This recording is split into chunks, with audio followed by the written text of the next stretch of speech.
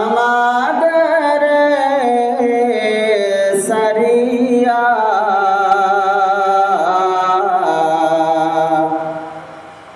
আপনি বিনে কি লাভ হবে এই ধরাতে বাঁচিয়া।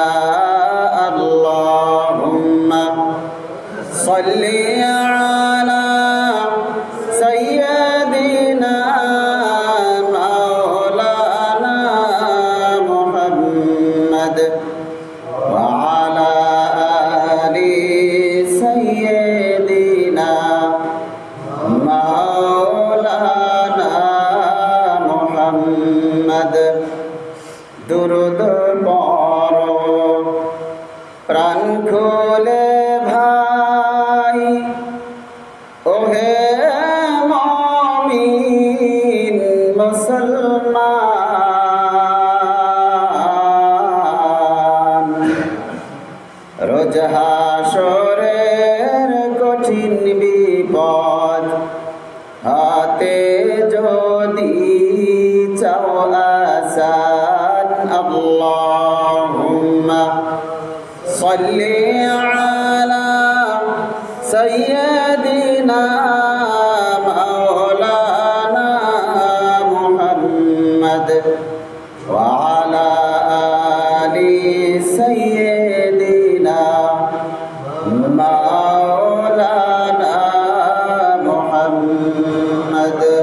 বালাগাল উলা বিকামালিহি কাশাফাত তুজা বিজামালিহি হাসনাত জামিউ খিসালিহি সাল্লু আলাইহি ওয়া আলিহি। ইয়া সাহিবাল জামাল ইয়া সাইয়্যিদুল বাশার من وجهك المنير لقد نور القمر بلغ العلا بكماله كشف الدجى بجماله حسنت جميع خصاله صلوا عليه وآله। সম্মানিত উপস্থিতি, মহান আল্লাহ পাকের দরবারে, মহান ইজ্জত ওয়াল জালালের দরবারে অসংখ্য অগণিত শুকরিয়া আদায় করছি যে মহান রব্বুল আলামিন, যে বিশ্ব প্রতিপালক, তার অপার রহমত দিয়ে, বরকত দিয়ে, করুণা দিয়ে আমাদের সকলকে সুস্থ রেখে, স্বাভাবিক রেখে পবিত্র জুমাবারে তার ঘরে আসার মতো তৌফিক দান করলেন, সক্ষমতা দান করলেন। সেই জন্য আমরা সকলেই সেই মুনিবের দরবারে অবনত মস্তকে তার শিখানো ভাষায় শুকরিয়া আদায় করি। সকলেই বলি আলহামদুলিল্লাহ। দুরুদ ও সালাম প্রেরণ করছি বিশ্ব মানবতার মুক্তির দূত সাইয়্যিদুল আউয়ালিন ওয়াল আখিরিন শাফিউল মুযনিবিন মুহাম্মাদুর রাসূলুল্লাহ সাল্লাল্লাহু আলাইহি ওয়াসাল্লামের প্রতি। আমরা সকলেই বলি সাল্লাল্লাহু আলাইহি ওয়াসাল্লাম। আল্লাহ সুবহানাহু ওয়া তাআলা পৃথিবীর শুরু থেকে নিয়ে আজ পর্যন্ত, আজ থেকে শুরু করে কিয়ামত পর্যন্ত আল্লাহ সুবহানাহু ওয়া তাআলা তার এই পৃথিবীতে যত তার প্রিয় বান্দা বান্দি নবী রাসূল পাঠিয়েছিলেন, ভবিষ্যতে তার যত প্রিয় বান্দা বান্দি পাঠাবেন, আল্লাহ সুবহানাহু ওয়া তাআলা তাদের সকলের প্রতি তার খাস রহমত, বরকত, মাগফিরাত নাজিল করুন। সকলেই বলি আল্লাহুম্মা আমিন। সম্মানিত উপস্থিতি, আল্লাহ সুবহানাহু ওয়া তাআলা এই জগৎকে তার মনের মাধুরী দিয়ে তিনি সাজিয়েছেন। অসংখ্য প্রাণী দিয়েছেন, গাছপালা দিয়েছেন, মানুষ তৈরি করেছেন, তাও বিভিন্ন রঙের, বিভিন্ন ধরনের। আল্লাহ সুবহানাহু ওয়া তাআলা তার এই সৃষ্টির প্রত্যেকটা সৃষ্টির মধ্যে তিনি এক একটা আলাদা বৈশিষ্ট্য দিয়েছেন, এক একটা আলাদা চরিত্র দিয়েছেন, স্বভাব দিয়েছেন। মানুষও এর ব্যতিক্রম নয়। আল্লাহ সুবহানাহু ওয়া তাআলা মানুষের মধ্যে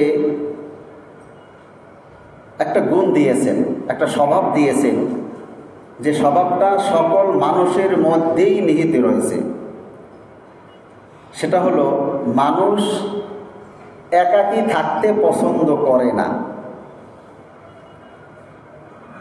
মানুষ চায় যে তার সঙ্গে আরও মানুষ থাকুক, তার পরিবারের জন থাকুক, তার পাড়া প্রতিবেশী থাকুক, সমাজে আরও মানুষ থাকুক। মানুষের এটা একটা চাহিদা। কথা ঠিক আছে তো? সেজন্য পৃথিবীর শুরু থেকেই আল্লাহ সুবহানাহু ওয়া তাআলা যখন আদম আলাইহিস সালাতু ওয়াস সালামকে সৃষ্টি করলেন, তার মধ্যেও আল্লাহ তাআলা এই রকমের একটা গুণ বলেন, স্বভাব বলেন, চাহিদা বলেন, প্রয়োজন বোধ বলেন, যেটাকে যেভাবেই বলেন আল্লাহ সুবহানাহু ওয়া তাআলা তার মধ্যেও সেটা দিয়েছিলেন।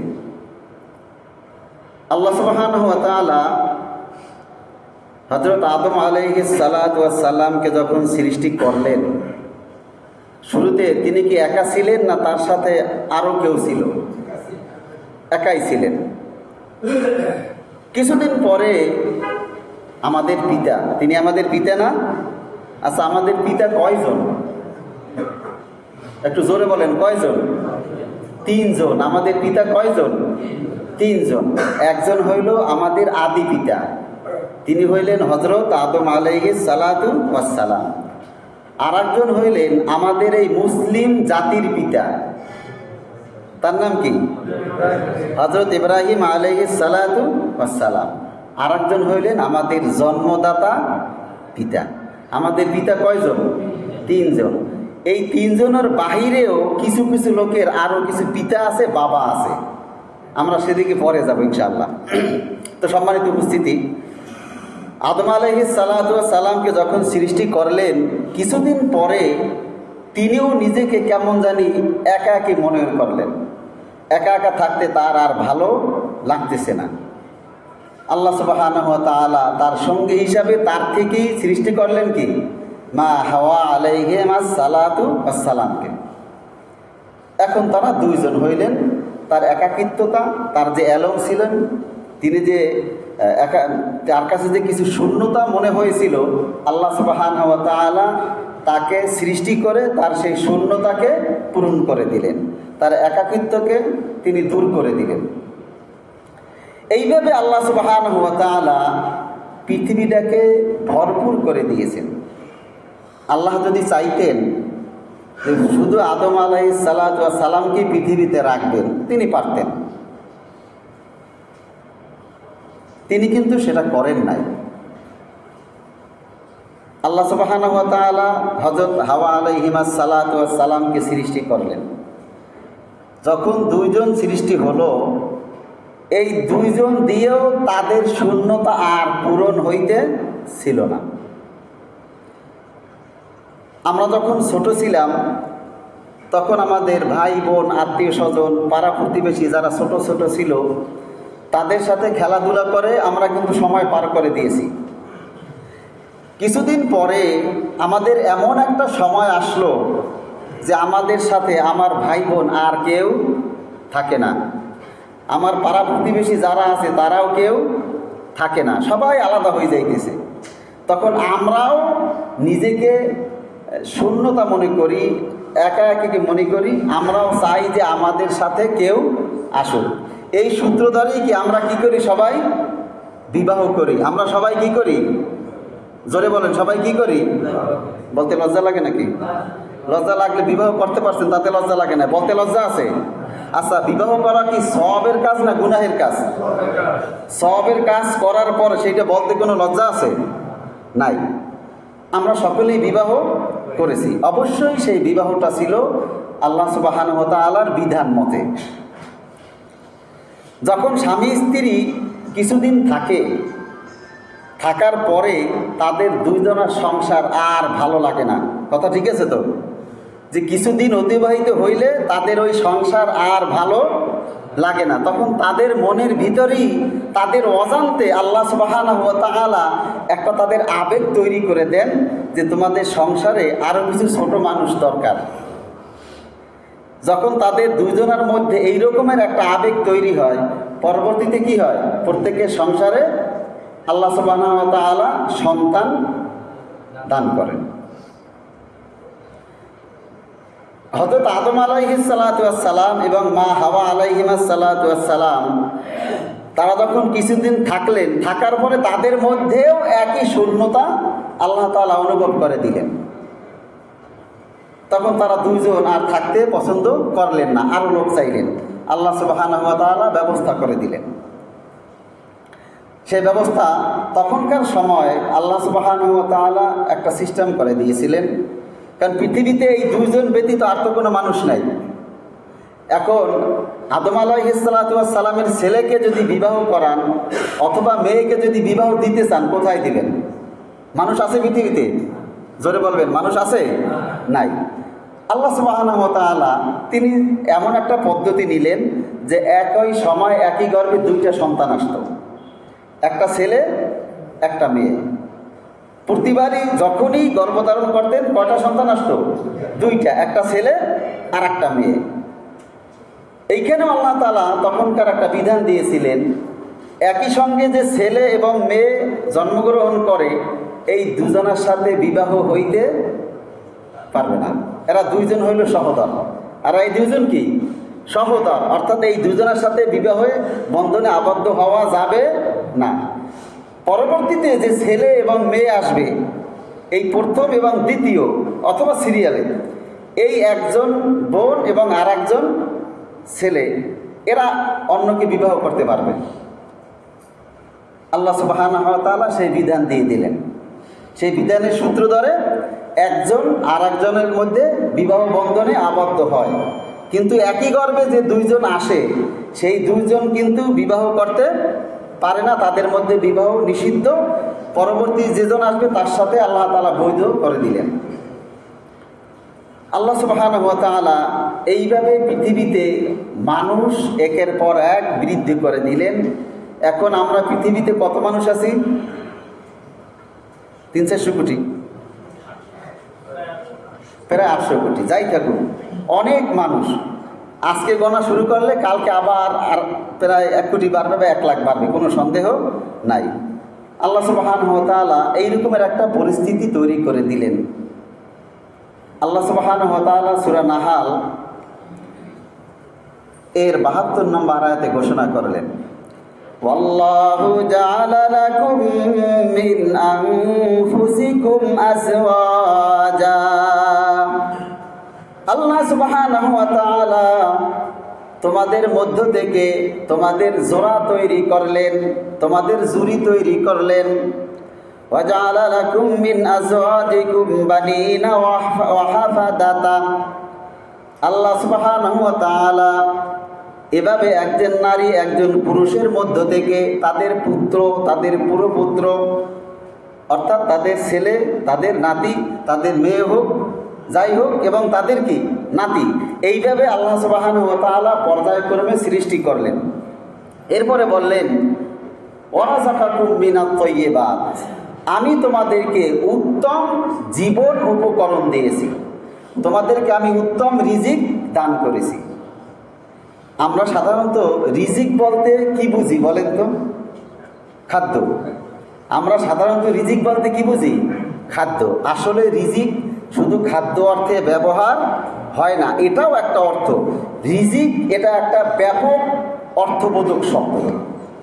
সুস্থ থাকা এটাও একটা রিজিক, হাঁটাচলা করতে পারা এটাও রিজিক, খাবার দাবার খেতে পারা এটাও রিজিক। আমরা যে এখন সকলে মসজিদে উপস্থিত হতে পেরেছি এটাও একটা রিজিক। অর্থাৎ রিজিকের এক কথা হইল জীবন উপকরণ। আপনার আমার জীবন পরিচালনা করার জন্য যা যা দরকার এই সমস্ত কিছুকে এক কথায় কি বলা হয়? রিজিক বলা হয়। আল্লাহ সুবহানাহু ওয়া তাআলা বললেন, ওয়ারাযাকাকুম মিনাত তাইয়্যিবাত, আমি তোমাদেরকে উত্তম জীবন উপকরণ দান করেছি। এরপর আল্লাহ সুবহানাহু ওয়া তাআলা বললেন, আফাবিল বাতিলি ইউমিনুন, এত কিছুর পরেও তোমরা কি আমার অনুগ্রহকে, তোমরা কি বাতিলের উপরে বিশ্বাস করবে? তোমরা কি বাতিলের উপরে ঈমান আনায়ন করবে? আফাবিল বাতিলি ইউমিনুন। এরপরে বললেন, ওয়া বিনিয়ামাতিল্লাহি ইয়াকফুরুন, এবং আমি যে তোমাদেরকে অসংখ্য অগণিত নিয়ামত রাজি দিয়েছি তোমরা কি সেইগুলোকে অস্বীকার করবে? আল্লাহ তাআলা স্মরণ করাই দিলেন যে আল্লাহ তাআলা যে আমাদেরকে সন্তান সন্ততি দান করলেন, আমরা অনেক সময় মনে করি এটা আমার সন্তান, এটা আমার হয়েছে। সবচেয়ে ন্যাক্কারজনক যে একটা শব্দ, ঘৃণিত যে একটা শব্দ আমাদের সমাজে, আল্লাহ সুবহানাহু ওয়া তাআলা তিনি যাকে ইচ্ছা ছেলে দান করেন, যাকে ইচ্ছা শুধু মেয়ে দান করেন। আবার অন্য জায়গায় তারপরেই বলেছেন যে আমি কাউকে রাখি বন্ধা, আকিমা, আমি তাকে, এমন মানুষ আছে আমি তাদেরকে কোনো সন্তান দেই না। এটা হলো সূরাতুশ শূরা 25 পারা, আয়াত নাম্বার হইল 49। আল্লাহ তাআলা বলেন, জলিল্লাহি মুলকুস সামাওয়াতি ওয়াল আরদ, জমিন এবং আসমানের বাদশাহী, কর্তৃত্ব, ক্ষমতা সব কিছু আল্লাহ তাআলার কাছে। এরপরে বললেন, ইয়াখলুকু মা ইয়াশা, আল্লাহ সুবহানাহু ওয়া তাআলার যা ইচ্ছা তাই সৃষ্টি করেন। সম্মানিত উপস্থিতি, এখানে আমার একটা ব্যক্তিগত একটা মতামত যে আল্লাহ সুবহানাহু ওয়া তাআলা তার সৃষ্টি এখনো চালু রেখেছেন, বন্ধ করেন নাই। প্রমাণস্বরূপ হইল, আপনি যদি মাছের দিকে তাকান, মাছের বাজারে যান, দেখতে পাবেন যে এমন কিছু মাছ আছে যেগুলো আমরা ছোটোবেলায় দেখি নাই। কি এরকম কোনো মাছ দেখতে পান না? সে মাছগুলো কোথা থেকে আসলো? এমনও আছে যে ছোটোবেলায় ওই ফলের নামও শুনি নাই, এখন ওই ফলে বাজারে ভরপুর, খেতেও খুব ভালো। এরকমের আছে না? আমার ব্যক্তিগত ধারণা যে আল্লাহ সুবহানাহু ওয়া তাআলা আমাদের প্রয়োজনের তাগিদে এখনও নতুন নতুন জিনিস সৃষ্টি করেন। যে ইয়াখলুকু মা ইয়াশা, যারা আরবি গ্রামার বোঝেন, ইয়াখলুকু মুজারের শব্দ, এটা বর্তমান এবং ভবিষ্যতের অর্থ দেয়, যে তিনি সৃষ্টি করেছেন অথবা সৃষ্টি করবেন। মা ইয়াশা, যা ইচ্ছা। এরপর আল্লাহ সুবহানাহু ওয়া তাআলা বললেন, ইয়াহাবু লিমান ইয়াশাউ ইনাসা, আমার যাকে ইচ্ছা আমি তাকে শুধু মেয়ে দান করি। এরপরে বললেন, ইয়াহাবু লিমান ইয়াশাউ ইনাসা ওয়া ইয়াহাবু লিমান ইয়াশাউ যুকুর, এবং যাকে ইচ্ছা তাকে শুধু ছেলে দান করি। এরপরে বললেন, আমি কাউকে ছেলেও দান করি, মেয়েও দান করি। ওয়া জানো আকিমা, এবং কিছু জিনিস আছে, কিছু মানুষ আছে যাদেরকে আমি বন্ধা রাখি, কোনো সন্তান আদি দান করি না। নিকৃষ্ট যে শব্দটা আমি বলেছিলাম সেটা হইল, আল্লাহ তাআলা বলছেন আমি কাউকে ছেলে দিই, কাউকে মেয়ে দিই। শুধু ছেলে দিয়েছি, তাকে মেয়ে দেই নাই। আবার কিছু আছে শুধু মেয়ে দিয়েছি, তাকে ছেলে দান করি নাই। যাকে আল্লাহ তাআলা শুধু মেয়ে দান করেন, আমাদের তার প্রতি কথাবার্তা, তার প্রতি আচরণ এমন নেককারজনক হয়, তার দিকে আমরা তাকাই অন্য নজরে। ওই একজন যাইতেছে মেয়ের বাপ, কি আমরা এরকম বলি না? যে ওই মেয়ের বাপ যাইতেছে, কপালে একটা ছেলে, কি জোটে নাই। আচ্ছা, ছেলে জোটা আর না জোটা এইটা কি কারো ক্ষমতার মধ্যে আছে? তবে আমরা তাকে কেন এই ধরনের কথা বলি? অনেক সময় আমরা বলি আটকুরা, ওর কোনো ওয়ারিশ নাই। আমরা এই কথা বলি না? কি ওর কোনো ওয়ারিশ নাই, ওর ঘরে বাতি দিবে এই রকমের কোনো মানুষ নাই। আমরা এই কথা বলি না? সম্মানিত উপস্থিতি, আপনার আমার প্রিয় নবী মুহাম্মদুর রাসূলুল্লাহ সাল্লাল্লাহু আলাইহি ওয়াসাল্লাম, তার ছেলে জীবিত ছিলেন কয়টা বলেন তো? তার ছেলে জীবিত কয়টা ছিলেন? কথা বলেন না, কয়টা ছিল? একটাও জীবিত ছিল না।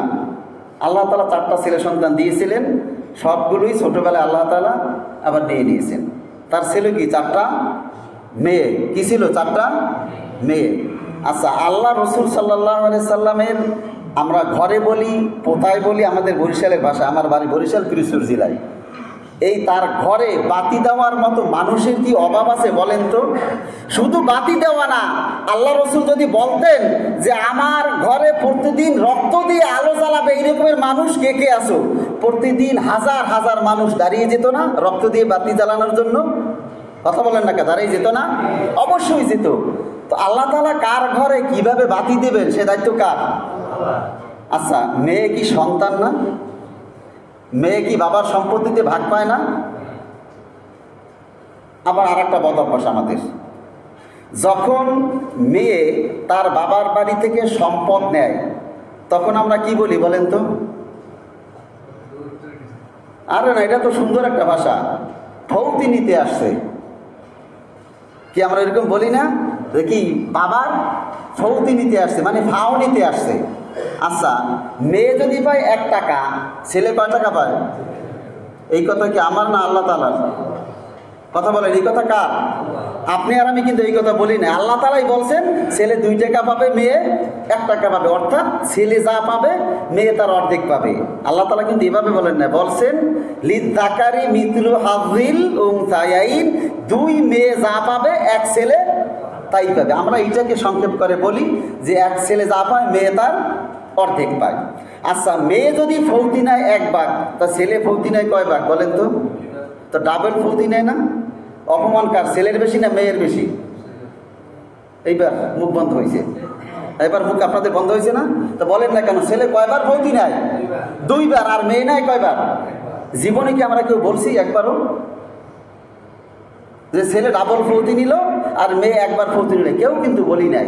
বরঞ্চ আমাদের সমাজে এমন বাবা আছেন, মাকে ডাক দেয় মেয়েকে, মা এদিকে আসো, আল্লাহ তাআলা তোরে অনেক দিয়েছে, তোরে ভালো একটা ছেলে দেখে আমি বিবাহ দিয়েছি, মা তোর জন্য আমি দোয়া করে দিলাম, আল্লাহ তাআলা তোরে আরও অনেক দিবে, তুই সম্পত্তি তোর ভাইয়ের জন্য ছেড়ে দিয়ে যা। এরকম বাবা আছে না? আছে। এরপরে বলে, মা তুই খুশি হয়েছ না? কয় হ্যাঁ খুশি হয়েছি। কয় এখন একটা হাঁস দে। এখন বাবা হাঁস দিতে বলছে, হাসতে তো আর পারে না, হাঁস কি আসে? সম্পদের মায়া কেউ ত্যাগ করতে পারে না। বিশ্বাস হয় আপনাদের? আমরা স্ত্রীকে অধিক পরিমাণে ভালোবাসি না? অনেকে আছি স্ত্রীর মহারণা শোধ করে দিয়েছি। কোনো কারণে যদি দুজনের ভিতরে মনোমালিন্য হয় এবং সংসার বিচ্ছিন্ন হয়ে যায়, যখন আমরা মীমাংসায় বসি 1 নম্বরে কি কথা আসে বলেন তো? আগে টাকা দিয়ে লও, এরপরে সালিশি। কি আমরা এই কথা বলি না? এতদিন যে আপনাকে আমাকে বলেছিল আমার কোনো দাবি নাই, তা সেই দাবি গেল কোথায়? এর মানে হইল সম্পদের মায়া কেউ ছাড়ে না। এখন বাবা যখন মেয়েকে বলছে, মা তুমি খুশি হয়েছ, মেয়ে কি বাবার সামনে বলতে পারে যে না আমি খুশি হই নাই? যেভাবেই হোক মেয়ে বলে যে আমি খুশি হয়েছি। এবার বাবাই বলে তুমি একটা হাঁস দাও।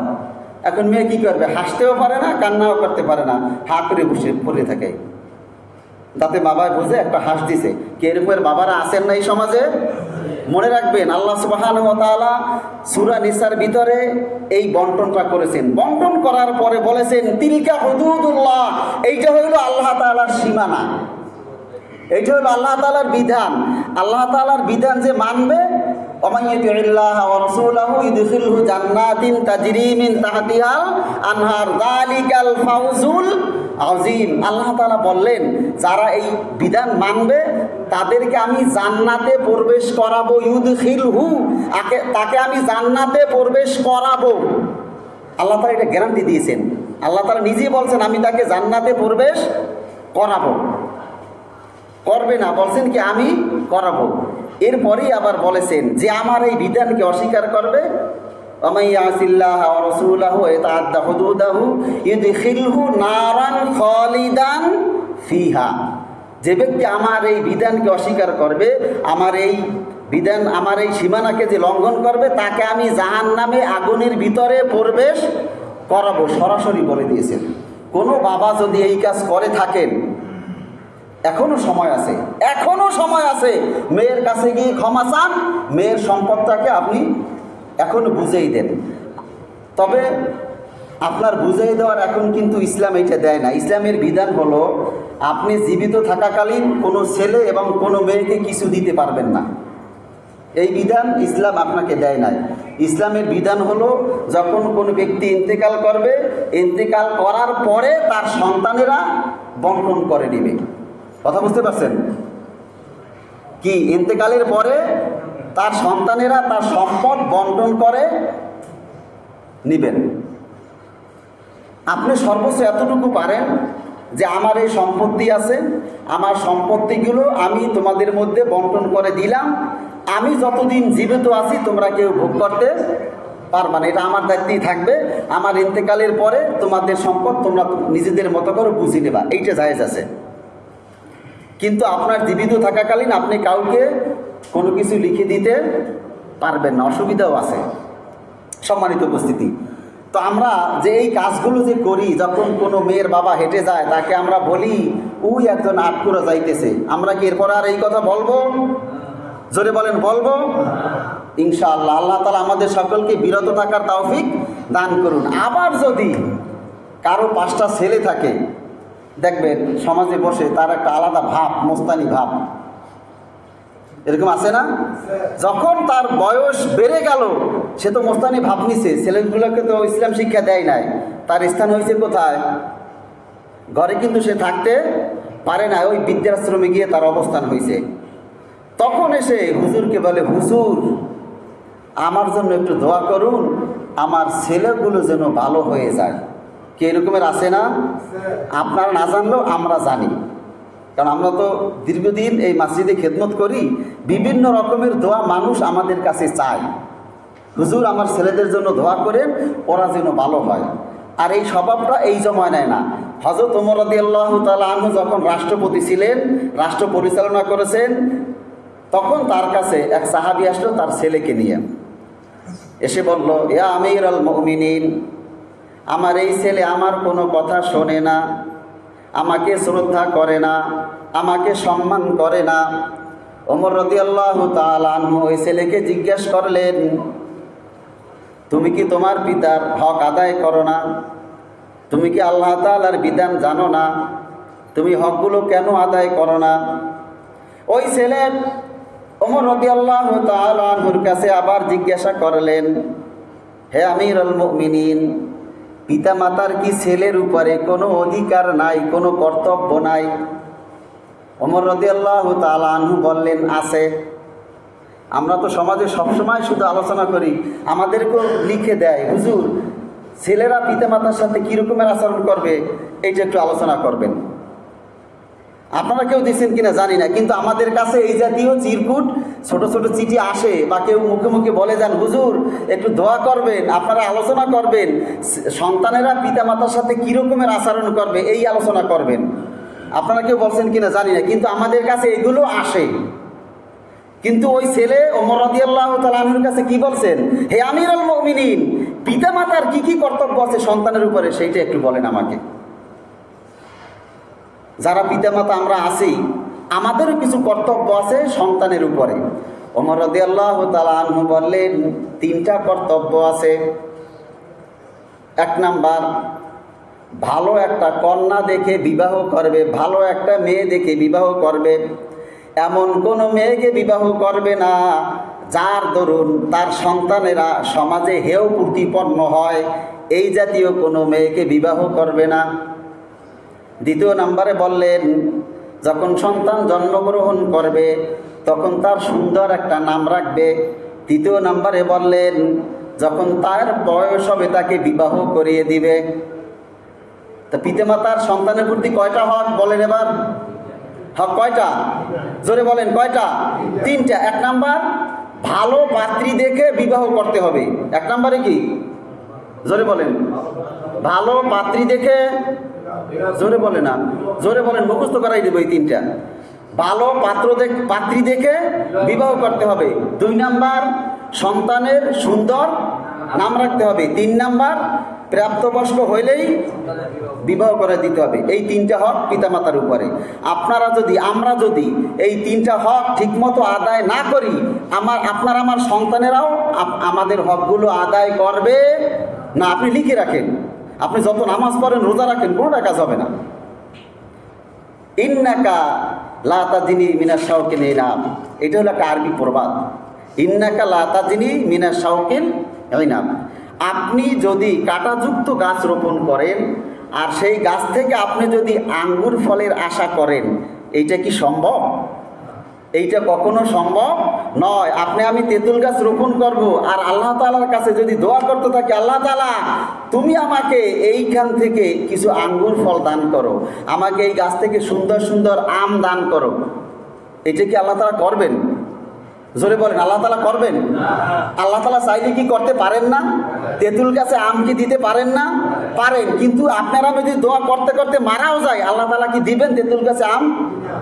তাই যদি হয়, আপনার আমার সন্তানকে আমরা যদি সঠিক পথে পরিচালনা না করি, এরপরে যদি দোয়া করতে করতে আমরা মারাও যাই, ওই সন্তানের কাছ থেকে ভালো কিছু আশা করতে পারি না। এটা মনে রাখতে হবে। আমরা কিন্তু সেই লাইনে কেউ যাই না। আমাদের স্বভাবই হইল, আমি 5 ছেলের বাবা, আমার কাছে কে আসবি? আমার 5 ছেলে আর আমি একজন, 6 জন, 6টা লাঠি নিয়ে আমরা পড়বো। তোরা আছো কয়জন? আমরা তো 2 জন। কি আমরা এরকম কিছু হুমকি দামকি দেই না? দেই। যখন আপনি হুমকি দামকি দেন, তখন কিন্তু ছেলেদেরকে কিন্তু আপনি সৎ শিক্ষা দেন নাই, আপনি মস্তানি শিক্ষা দিয়েছেন। অন্যের মাথায় কিভাবে বাড়ি দিবে আপনি সেইটা শিক্ষা দিয়েছেন ভালো করে। কেউ যদি আপনার কাছে নালিশ দিত যে ভাই তোমার ছেলেকে দেখলাম ওইখানে খারাপ কাজে জড়িত আছে, তখন আমরা কি বলি? আর এই বয়সে তো কিছু একটা করবে। কি আমরা এরকম বলি না? আচ্ছা, আপন জুয়েলার্সের ছেলে একটা অকারেন্স করছিল না, তখন সে কি বলছিল? বলছিল কি এই বয়সে তো এরকম 2-একটা রেপ করবি, এটা কোনো ব্যাপার না। কি আপনাদের মনে নাই এইটা? যাদের চরিত্র এইরকমের আছে, যারা চান আপনার ছেলে এইভাবে বড় হোক, তিনিও প্রস্তুত থাকেন যে আপনার ঘরে আপনার স্থান হবে না। আপনি এটা লিখে রাখেন। আমার কথাটা শুনতে খারাপ লাগলেও, আপনাদের কাছে বিরক্তিকর মনে হলেও, কথাটা কিন্তু বাস্তব। একটা জিনিস মনে রাখবেন, আমি কিন্তু এইখানে আপনাদের সাথে আমি খুব বড় এইটা প্রকাশ করার জন্য আসি নাই, অথবা আপনাদেরকে ছোট করব এই উদ্দেশ্যেও আমি আসি নাই। আমার মূল উদ্দেশ্য হলো যে আমি কিছু কথা বলি যেটার মাধ্যমে আমিও সংশোধিত হব, আপনারাও সংশোধন হবেন। এইটা হলো একটা উদ্দেশ্য। যদি কথার আলোকে আপনারা যদি অন্য কিছু মনে করেন বা কষ্ট পেয়ে থাকেন, আল্লাহর রাস্তায় মাফ করে দিবেন। আমি আপনাদেরকে কষ্ট দেওয়ার উদ্দেশ্যে এখানে আসি নাই। মূল উদ্দেশ্যই হলো আমাদের এমন একটা সমাজ থাকুক যেই সমাজে আমাদের প্রত্যেকের সম্মান নিয়ে আমরা বেঁচে থাকতে পারি। এই রকমের সমাজ আমরা একটা চাই না সবাই, যে যার যার সম্মান নিয়ে আমরা বেঁচে থাকি, আমরা চলাফেরা করি, এই রকমের একটা সমাজ আমরা সবাই আশা করি। সেই জন্যই আমার এই আলোচনাগুলো করা, এছাড়া আর কোনো উদ্দেশ্য নাই। সম্মানিত উপস্থিতি, তো পিতার সন্তানের উপরে হক হইল 3টা। এক নাম্বার কাজ হলো সে সুন্দর একটা পাত্রী দেখে বিবাহ করবে। 2 নাম্বার, যখন সন্তান জন্মগ্রহণ করবে তখন সে সুন্দর একটা নাম রাখবে। 3 নাম্বার, উপযুক্ত বয়সে বা বয়স হলে, বিবাহের বয়স হলে তাকে বিবাহ করিয়ে দেবে। হযরত আবু হুরায়রা রাদিয়াল্লাহু তাআলা আনহু একটা হাদিস বলেছেন যে ক্বালা রাসূলুল্লাহ সাল্লাল্লাহু আলাইহি ওয়াসাল্লাম, আল্লাহ রসুল সাল্লাল্লাহু আলাইহি ওয়াসাল্লাম বলেছেন, হাক্কুল ওয়ালাদি আলাল ওয়ালিদ সালাসাতু আশিয়াইন, যে প্রত্যেক পিতামাতার সন্তানের উপরে 3টা হক রয়েছে। 1 নাম্বার, আইয়ুহসিনা ইসমাহু ইদা ওয়ালাদা, যখন ওই সন্তান জন্মগ্রহণ করবে তখন সুন্দর একটা নাম রেখে দিবে। ওয়ু আল্লিমুহুল কিতাব ইদা আতলা, যখন ওই সন্তান বুদ্ধিপ্রাপ্ত হবে, যখন সন্তানের বুঝ আসবে, ওয়ু আল্লিমুহুল কিতাব, তখন তাকে কোরআন শিক্ষা দাও। এরপরে বললেন ওয়ু জাউমিজাহু ইদা আদরাকা, যখন তার বয়স হবে, প্রাপ্তবয়স্ক হবে, তখন তাকে বিবাহ করাই দাও। আল্লাহ রসুল হক বলছেন কয়টা? 3টা। 1 নাম্বার কি বলেন তো? সুন্দর নাম রাখা। 2 নাম্বার কোরআন শিক্ষা দেওয়া। 3 নাম্বার প্রাপ্ত বয়স্ক হলে বিবাহ করিয়ে দেওয়া। সম্মানিত উপস্থিতি, এখন যদি আপনাদের কাছে আমি প্রশ্ন রাখি যে আপনারা সুন্দর সুন্দর নাম কে কে রেখেছেন, কিছু হাত উঠবে, কিছু হাত উঠবে না। দেখবেন আমাদের এমন একটা স্বভাব, নামের শেষে লেখা আছে পিন্টু, আছে না এরকমের? লেখা আছে আব্দুর রহমান পিন্টু। আচ্ছা বলেন তো এটা কেমন হইল? আকাশ আহমেদ, আকাশ শব্দের অর্থ কি? ওই উপরে যেটা আছে আমাদের মাথার উপরে, এটা তো আকাশ। শেষে কি লাগাইছি? আহমেদ। আহমেদ শব্দের অর্থ কি? প্রশংসিত। তা আকাশ কি প্রশংসিত? এইটা একটা নাম হইল। আব্দুর রহমান, রহমানের গোলাম, এরপরে শেষে লাগাইছি কি? পিন্টু। আমরা যে এই সিন্টু, পিন্টু, নাট, বল্টু, স্ক্রু এই নামগুলো যে রাখি, এই নামের বদৌলতের কারণেই আমাদের সমাজে কিছু বিশৃঙ্খলা তৈরি হয়। আপনি সম্মান পাবেন না। আপনারা জিনিস খেয়াল করবেন, মানুষ নাম রাখে আবু বকর। আচ্ছা, আবু বকরের অর্থ কি আপনাদের জানা আছে? ভালো কোনো অর্থ না। ওমর, ভালো কোনো অর্থ না। এই নামগুলো কেন রাখে বলেন তো? এই যে নামের অধিকারী যে ব্যক্তিরা ছিলেন, তারা ছিলেন এই সমাজের অন্যতম ব্যক্তি। এদের মতো মানুষ আকাশের নিচে, জমিনের উপরে, নবীদের পরে আর কেউ নাই। নবীদের পরে যাদের সম্মান, তারাই হলো এই সমস্ত ব্যক্তিরা। তাদের ভিতরে যে গুণগুলো ছিল, সেই গুণগুলো যাতে আমাদের সন্তানের মধ্যে আসে, আমরা সেই আশা করেই কিন্তু এই নামগুলো রাখি। সম্মানিত উপস্থিতি, আবু জাহেল নাম ছিল না? আমরা কি কেউ আবু জাহেল নাম রাখি? কেন রাখি না? ওই নামের আসলে কি কার্যক্রম ভালো না, এই নামের কার্যক্রম ভালো না, সেজন্য আমরা এই নামগুলো রাখি না। সম্মানিত উপস্থিতি, আমরা যখন নামগুলো রাখবো, সুন্দর সুন্দর নামগুলো রাখবো। আল্লাহ সুবহানাহু ওয়া তাআলার কাছে সবচেয়ে প্রিয় নাম হইল আব্দুল্লাহ, এরপরে হইল কি? আব্দুর রহমান। এই নামগুলো আল্লাহ তাআলার কাছে খুব প্রিয়। আমরা কোরআন হাদিস দেখে দেখে নামগুলো রাখবো। আরও একটা কাজ করতে পারেন, আপনি হাদিস বই খুঁজে খুঁজে, কিছু কিছু সাহাবী আছেন যাদের নাম আমরা কেউ জানি না, কিন্তু হাদিস গ্রন্থ খুঁজলে তাদের নামগুলো পাওয়া যায়। আপনি ওই নামগুলো রাখেন, ওই নামগুলো রাখেন। সাহাবীদের নামেও নাম হইল, এবং একটা সাহাবীর নাম আমাদের মাঝে প্রচলিত হইল। একজন সাহাবী ছিলেন মুসআব ইবনে উমাইর। এই মুসআব ইবনে উমাইর এমন একজন সাহাবী ছিলেন, এমন ধনী ব্যক্তি ছিলেন, একটা জামা দ্বিতীয়বার গায়ে দিতেন না। যখন তিনি ইসলাম গ্রহণ করলেন, বদরের যুদ্ধে শাহাদাত বরণ করলেন, আল্লাহ রাসূল সাল্লাল্লাহু আলাইহি ওয়াসাল্লাম তাকে দাফন করার মতো কাফন আর পেলেন না। তাকে দাফন করার মতো আর কাফন পেলেন না। যখন এই অবস্থা হইল, তখন আল্লাহ রাসূল সাল্লাল্লাহু আলাইহি ওয়াসাল্লাম কেঁদে দিয়েছিলেন আর বলেছিলেন, এই মুসআব এমন এক ব্যক্তি ছিল যে একটা জামা 2 বার ব্যবহার করে নাই, আজকে তার দাফন করার জন্য কাপড়টুকু নাই। সম্মানিত উপস্থিতি, সাহাবায়ে কেরাম আজমাইন দিনের জন্য, ইসলামের জন্য তাদের সম্পদ, তাদের জান, তাদের মাল সব কিছু বিলিয়ে দিয়েছেন। সেজন্য আমরাও আমাদের সন্তানের নামগুলো সাহাবায়ে কেরাম আজমাইন যারা ছিলেন তাদের নামের সাথে মিলিয়ে রাখবো। যে সমস্ত ভালো মানুষ ছিলেন তাদের নামের সাথে আমরা মিলিয়ে রাখবো, যাতে তাদের কিছু চরিত্র আল্লাহ তাআলা তাদের ভিতরে প্রবেশ করিয়ে দেন। সম্মানিত উপস্থিতি, আল্লাহ সুবহানাহু ওয়া তাআলা আমাদের সকলকে আমাদের সন্তানের হক যথাযথভাবে আদায় করার তৌফিক দান করুন। আমিন। ওয়া আখির দাওয়ানা আলহামদুলিল্লাহি রাব্বিল আলামিন। যারা সুন্নাত পড়েন না, সুন্নাত নামাজ